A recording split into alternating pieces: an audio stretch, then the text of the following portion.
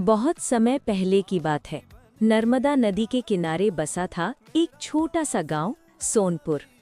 गांव के पीछे फैला था एक घना और रहस्यमयी जंगल, जिसे लोग खामोश वन कहते थे।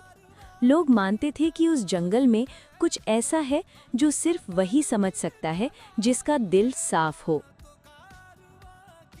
इसी गांव में रहता था एक 14 साल का लड़का, निवान।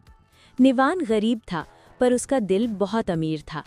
वो रोज जंगल के किनारे बैठकर पेड़ों से बातें करता, नदी की आवाज सुनता और चिड़ियों की उड़ान देखता। एक दिन गांव में बड़ी आफत आ गई। तेज आंधी तूफान आया, खेत बर्बाद हो गए, नदी का पानी सूखने लगा और गांव में पानी की भयानक कमी हो गई। गांव के बड़े लोग परेशान थे। अगर बारिश नहीं हुई तो गांव छोड़ना पड़ेगा।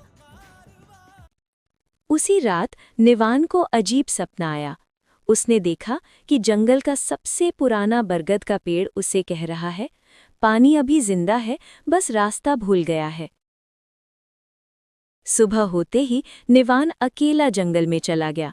वो उस बरगद तक पहुंचा और वहां जमीन पर एक पुरानी, लगभग सूखी धारा दिखाई दी। निवान ने अपने हाथों से मिट्टी हटाई, पत्थर निकाले, घास साफ की। दिन भर मेहनत करता रहा। शाम होते होते अचानक जमीन से पानी की पतली धारा फूट पड़ी।